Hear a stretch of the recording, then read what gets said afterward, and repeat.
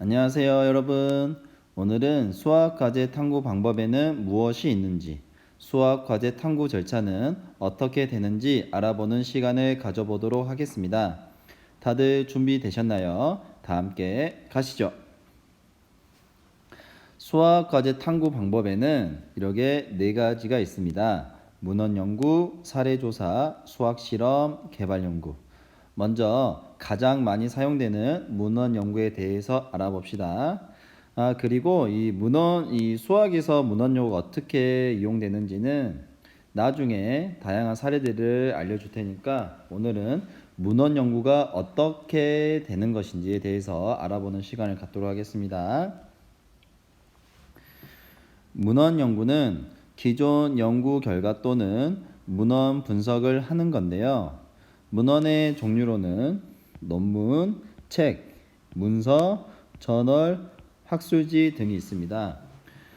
그리고 문헌 연구는 문제 제기 단계 또는 선행 연구 검토에 활용을 할 수 있고 직접 자료를 구하기 힘들 때 활용을 할 수가 있습니다. 이것에 대한 이해들을 이 두 가지 예들을 한번 알아봅시다. 예를 들어 남학생들이 게임을 좋아하는데요. 게임이 학업 성취도에 어떤 영향을 미칠지 연구해 보고 싶다고 합시다.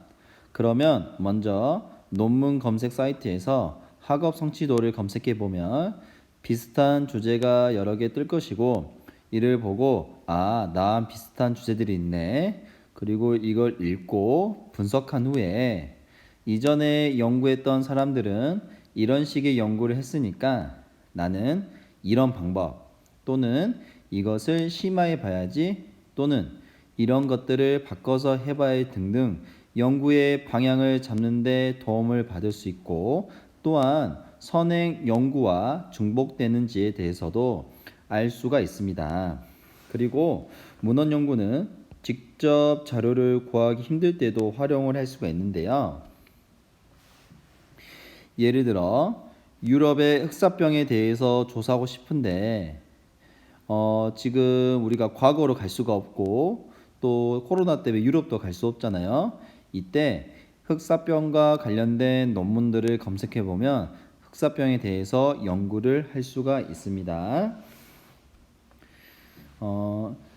문헌 연구의 장점에 대해서 한번 알아봅시다. 문헌 연구의 장점으로는 시간과 비용을 절약할 수 있는데요. 예를 들면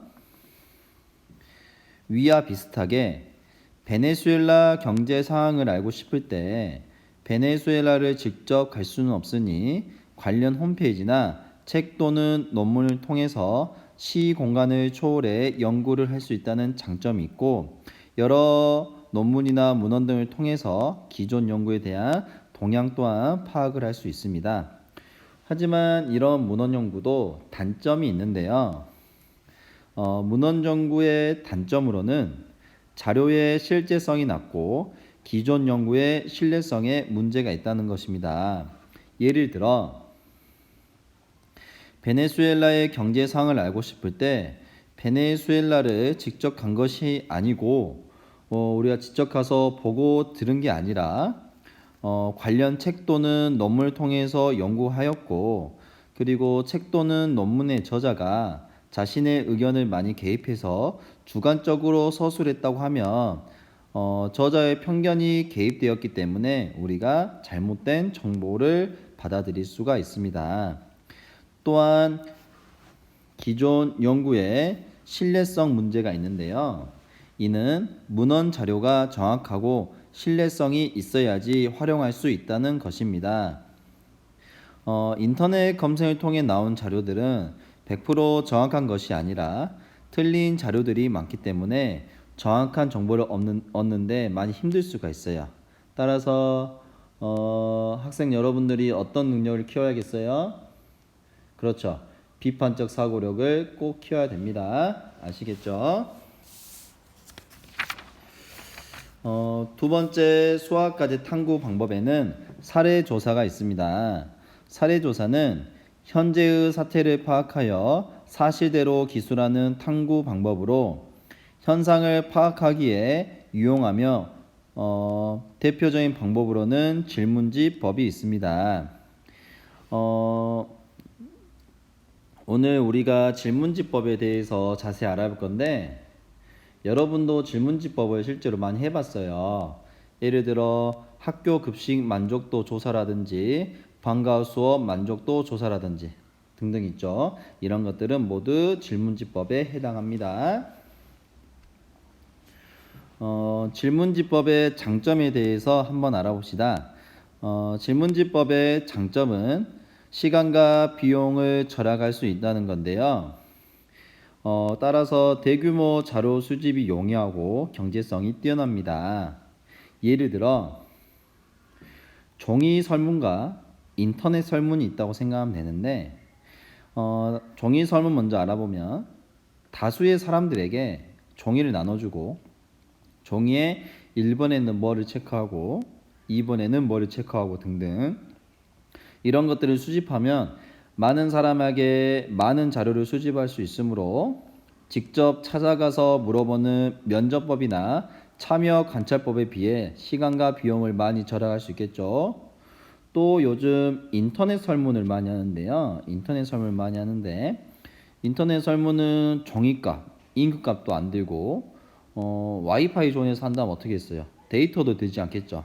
따라서 일원의 돈도 들이지 않고 다량의 자료를 빠르고 정확하게 수집할 수가 있습니다. 경제성이 상당히 뛰어나죠. 또한 질문지법은 통계 처리 용이함으로 자료 분석을 쉽게 할 수 있는데요. 예를 들어 학교 급식 만족도가 높은 것과 낮은 것의 비율 등을 만들 수 있고 방과 후에 개설되기 원하는 강좌들의 비율 또한 쉽게 파악할 수가 있습니다.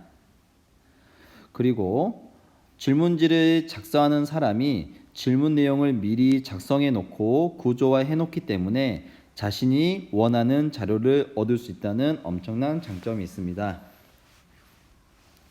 이렇게 좋은 질문지법도 당연히 단점이 있겠죠. 질문지법의 단점으로는 이 세 가지가 있는데 첫 번째 문맹자에게는 실시가 곤란합니다. 이때 너무 걱정하실 필요가 없는 게 문맹자에게는 뭐 하면 되겠어요?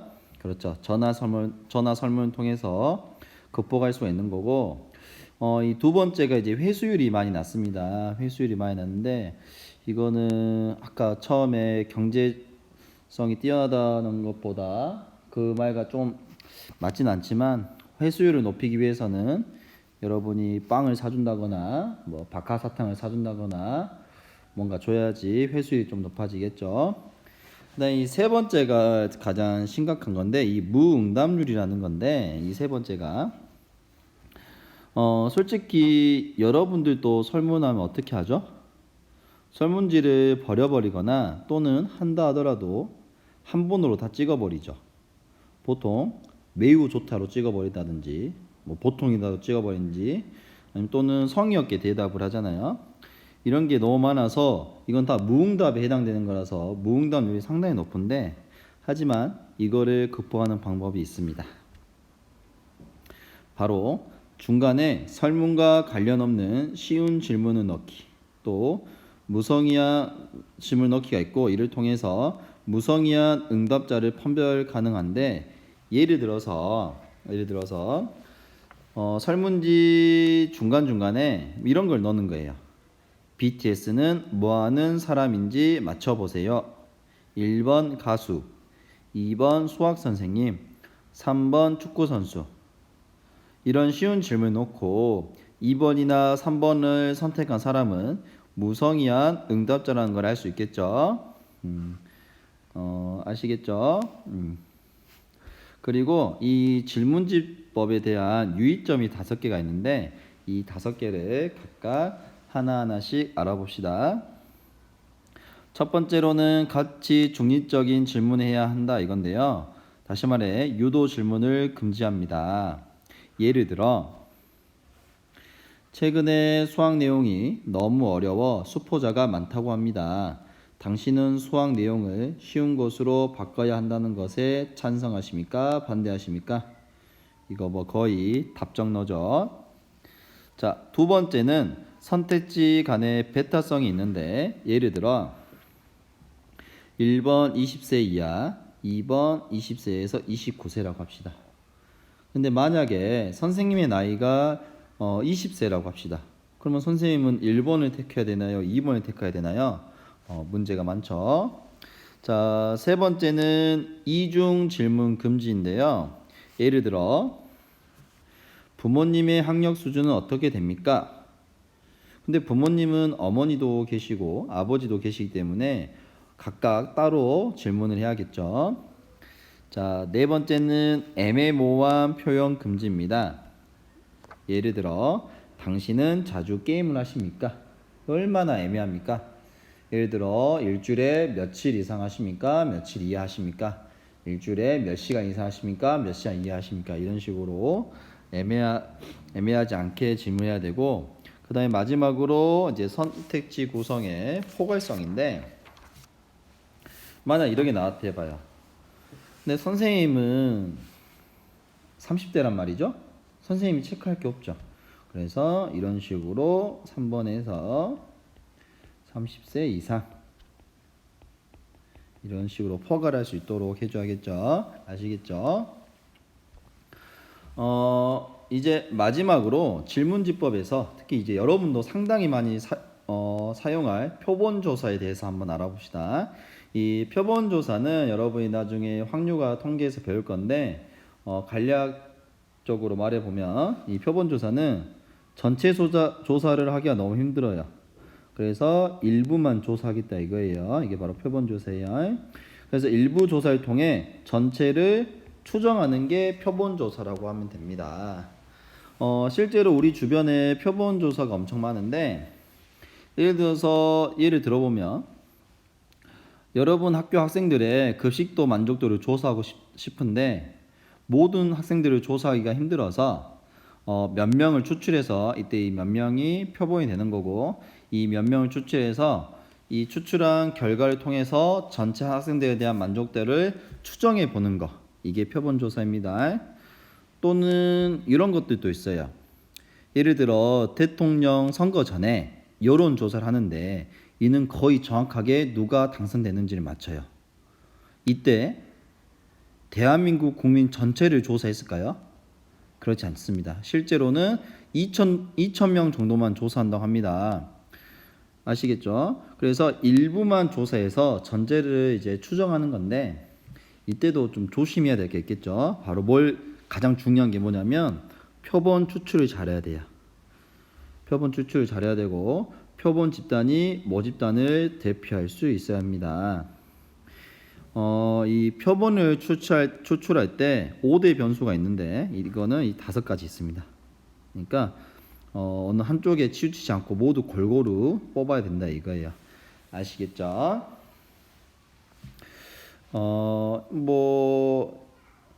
예를 들면 청소년의 게임 시간을 조사한다 합시다. 그때 여러분이 고등학생들만 조사하면 되겠어요? 안 되겠어요?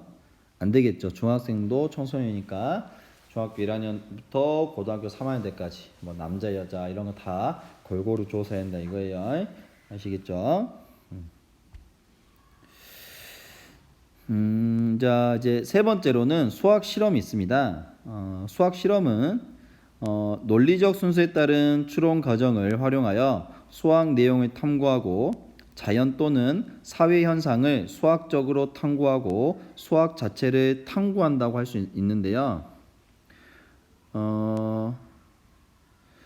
대표적인 방법으로 기하점 방법과 연역점 방법이 있습니다.